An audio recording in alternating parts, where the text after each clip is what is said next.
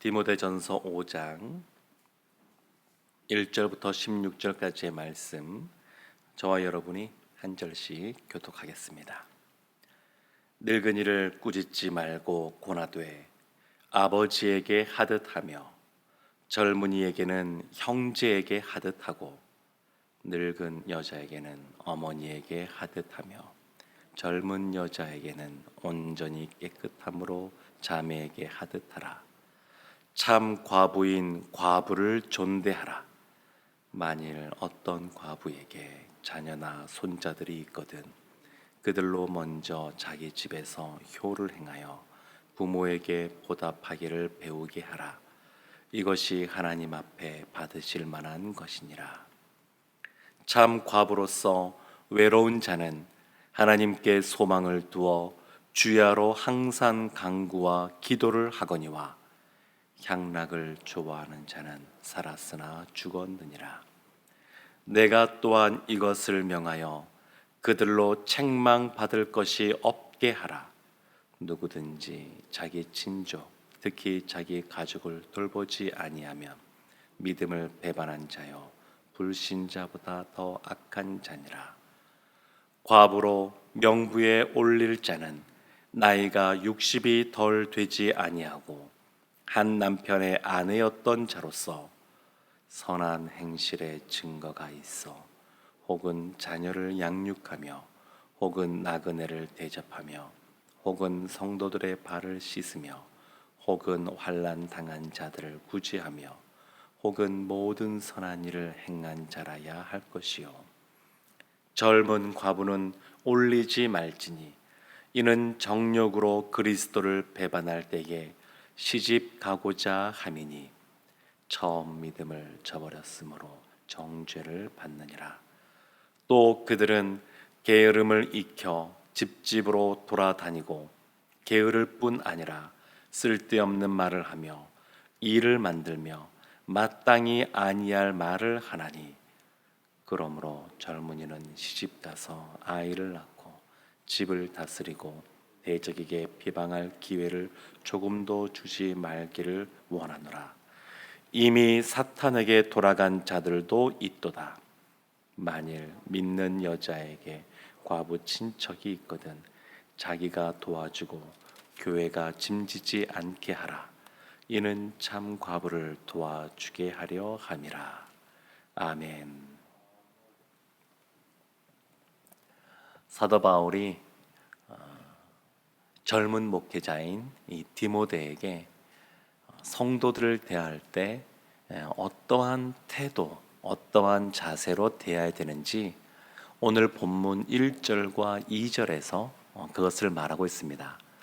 1절과 2절 보게 되면 사람을 다양하게 이렇게 얘기하는데 나이든 늙은 남자, 또 젊은 남자, 그리고 나이든 늙은 여자, 젊은 여자 이렇게 구분해서 사도 바울이 설명을 합니다. 1절 말씀에 먼저 나이가 든 그 늙은 남자에 대하여 뭐라고 말하냐면 꾸짖지 말고 고나되 아버지에게 하듯 하며, 그냥 꾸짖지 말고 그냥 권면을 하라, 권하라 그렇게 말을 합니다.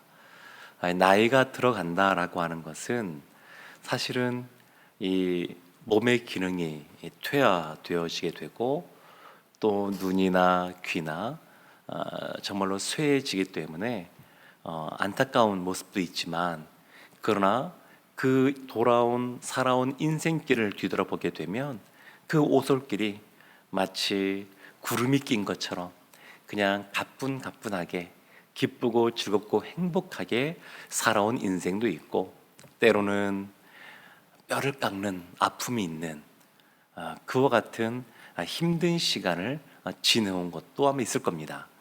그런데 그와 같은 세월을 지낸 것만으로도, 그와 같은 경륜이 쌓인 것만으로도 존경받을 만한 그런 위치에 있는 겁니다.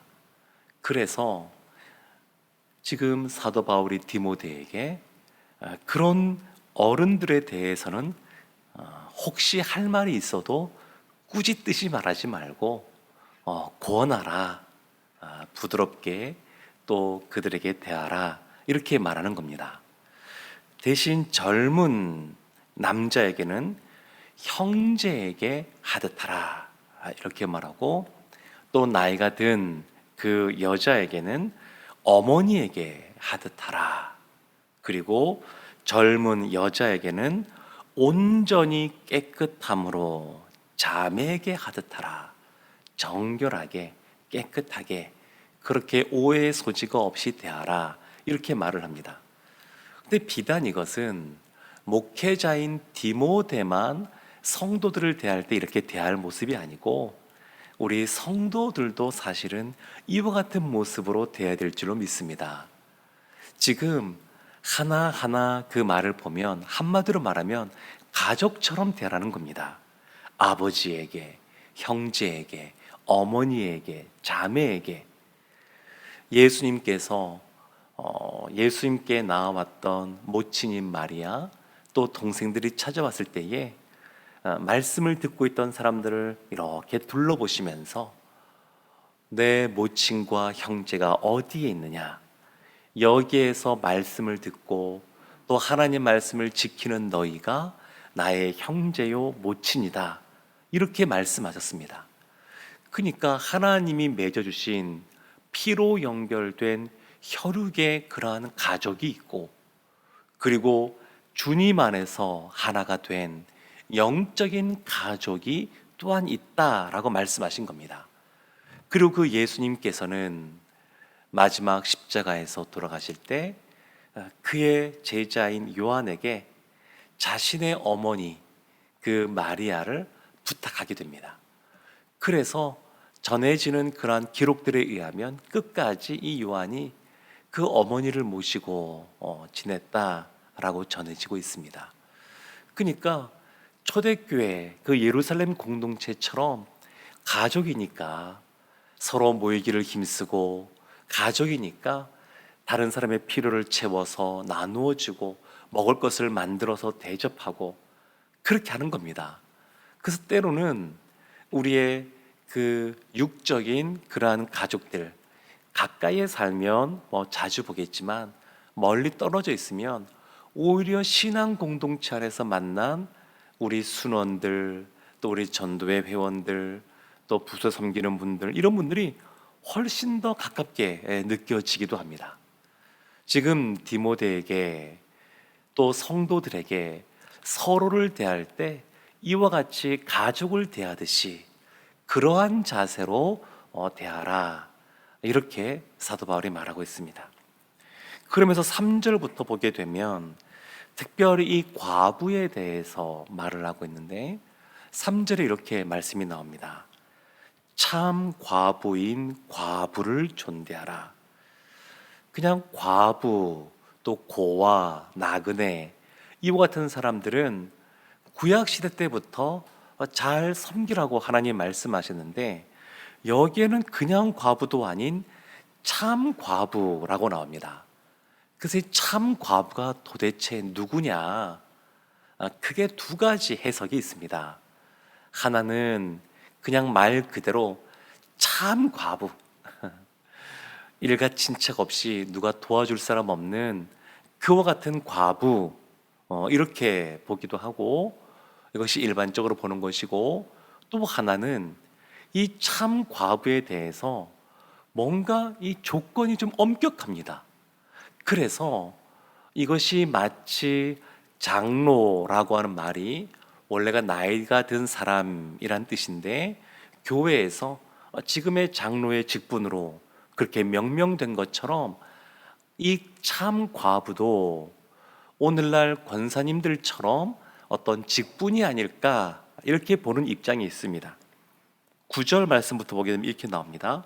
참 과부는 어떤 사람이냐? 과부로 명부에 올릴 자는 나이가 60이 덜 되지 아니하고, 일단은 나이에 제한이 있습니다. 과부를 도와주는데 그 과부가 나이가 60이 넘어야 됩니다. 10절에 보면 선한 행실의 증거가 있어. 그냥 도와주는 게 아니고 이 참 과부는 선한 행실의 증거가 있는 사람이 됩니다. 그래서 뒤에 보면 자녀 양육, 나그네 대접, 성도들의 발을 씻기고 환난 당한 자를 구제하고 선한 일을 행하는 자, 이와 같은 조건이 붙습니다. 그리고 11절 보면 젊은 과부는 안 됩니다. 그러니까 이 말씀을 찬찬히 보면 이 참 과부가 되려면 갖추어야 될 여러 가지 자격 조건들이 생각보다 엄격하게 나와 있습니다. 그래서 한 직분이 아닐까 이렇게 보는 입장이 있습니다. 근데 오늘은 그냥 일반적인 입장에서 과부인데 진짜 과부로 여겨질 만한 그런 입장에서 오늘 말씀을 전하고자 합니다. 5절 말씀 보면 이렇게 나옵니다. 참 과부로서 외로운 자는 하나님께 소망을 두어 주야로 항상 간구와 기도를 하거니와. 참 과부, 이 과부로 사는 사람들은 이 외로운 것 같습니다. 지금 이 참 과부는 나이도 60이 넘고 그런 선한 행실을 하는 사람이고 많은 그 좋은 믿음의 모습을 갖고 있음에도 불구하고 이 외로움을 떨쳐내기가 쉽지 않은 것 같습니다. 그에게 외로움이 있습니다. 한자 성어 중에 인생사 세옹지마다 그런 말이 있는데, 인생에 있어서 뭐 어렵고 힘든 순간이 있지만 또 그것이 계기가 되어서 또 잘 될 수 있다, 이런 말을 담고 있는데, 실제 우리의 삶을 돌이켜 보면 이런 경우도 있지만 어렵고 힘든 일을 겪었을 때에 그 상태가 인생이 마무리되는 그때까지 쭉 이어지는 경우도 사실은 있습니다. 이 참 과부가 끝까지 그 외로움과 싸워가야 되는 그러한 모습을 또한 볼 수가 있습니다. 그렇지만 이 사람은 어떤 사람이냐? 하나님께 소망을 두는 사람이라는 겁니다. 하나님께 소망을 둡니다. 그래서 하나님께 소망을 두기에 행하는 것이 뭐냐면 주야로 항상 간구와 기도를 합니다. 그러니까 어떤 면에서 외로운 시간들을 보내는데 그 시간에 그냥 외롭게 난 너무 외로워, 고독해, 이렇게 지내는 것이 아니라 하나님께 소망을 두고 오히려 밤낮 주야로 하나님께 기도하고 간구하는 겁니다. 그러니까 얼마나 하나님의 함께하심, 임재하심, 동행하심 속에서 이 감격하고 즐겁고 행복한 시간들을 보내겠습니까? 그러니까 오히려 이 사람이 하나님 앞에 더 의지하고 하나님 앞에 더 나아갈 수밖에 없는 상황이었는데 그게 믿음의 삶을 산 겁니다. 6절 말씀 보게 되면 이런 말도 있습니다. 향락을 좋아하는 자는 살았으나 죽었느니라. 향락을 좋아한다. 예수님께서 씨 뿌리는 비유에 말씀하시면서 가시떨기에 떨어진 씨에 대해서 누가복음 8장 14절에서 이걸 이렇게 설명해 주셨습니다. 가시떨기에 떨어졌다는 것은 말씀을 들은 자이나 지내는 중 이 생의 염려와 재물과 향락의 기운이 막혀 온전히 결실하지 못하는 자요. 열매를 맺지 못하는데 세 가지 이유가 있습니다. 재물, 염려, 재물, 향락. 한번 생각해 보십시오. 이 염려가 있습니다. 이 생의 염려. 그래서 물질을 많이 확보하려고 애씁니다. 그래서 물질의 여유가 생겼습니다. 그러면 어디에 빠지게 되냐면 향락에 빠지게 됩니다. 그게 점진적으로 이렇게 가는 겁니다. 염려가 있어서 그것을 메꾸기 위해서 열심히 일하고 무엇인가 또 투자도 하고 또 힘을 내서 재물을 얻게 되면 향락으로 빠지는 겁니다. 그래서 신자에게 있어서 아주 끝까지 경계해야 될 그러한 죄가 있다 그러면 향락이라고 할 수 있습니다. 이 6절 말씀에 그 향락을 좋아하는 자는 어떠한 사람이냐? 살았으나, 육체적으로는 살았으나 영적으로는 죽어 있는 사람이다. 이렇게 말을 합니다. 8절 말씀에 또한 이렇게 말합니다. 누구든지 자기 친족, 특히 자기 가족을 돌보지 아니하면 믿음을 배반한 자요 불신자보다 더 악한 자니라. 우리가 영적인 가족됨을 늘 강조하다 보니까 그러면 우리의 하나님께서 맺어주신 태어날 때부터 맺어진 그 가족은 어떠한 존재냐? 이렇게 말하고 있습니다. 돌보지 않으면 믿음을 배반한 자다. 불신자보다 더 악한 자다. 그러면서 16절에 또한 이렇게 말합니다. 만일 믿는 여자에게 과부 친척이 있거든 자기가 도와주고 교회가 짐지지 않게 하라. 이는 참 과부를 도와주게 하려 함이라. 교회가 구제를 합니다. 초대 예루살렘 교회 때부터 구제를 행해왔습니다. 근데 그 구제는 크게는 두 가지 방향이 있는데, 먼저는 교회 안에 어렵고 힘든 지체가 있으면 그들을 도와주는 겁니다. 교회가 그들을 도와주라 이렇게 말합니다. 그리고 더 나아가서 교회만이 아니라 교회 밖에 있는 그들도 도와주는 겁니다. 그런데 교회 안에 있는 지체들, 참 과부 같은 어렵고 힘들게 살아가는 사람들을 도와주되 원칙이 있습니다. 이것도 3단계가 있는데, 첫 번째는 뭐냐면 오늘 말씀을 읽어보면 이 말씀들이 나오는데, 첫 번째는 어려운 일에 처했을 때에 남에게 도움을 요청하지 말고 스스로 먼저 돌보라 이렇게 말합니다. 그러니까 본인에게 어려운 일이 있다 그래서 그것을 바로 다른 사람에게 도와달라, 교회가 왜 안 도와주느냐 이렇게 말하지 말고 스스로 먼저 도우라는 겁니다. 스스로 자신이 그걸 돌보라는 겁니다. 자신이 책임을 져야 됩니다. 이것이 1단계입니다. 근데 홀로 그것을 책임지려고 하는데 그래도 여의치가 않습니다. 어려우면 그 두 번째 단계가 있는데, 그것은 자신의 가족이 돌보는 겁니다. 가족이 먼저 돌보는 겁니다. 하나님께서 허락하신 그 가족을 살피고 필요를 채워주는 겁니다. 그래도 채워지지 않을 때, 감당이 안 될 때, 그때서야 교회가 함께 그 짐을 짊어지는 겁니다.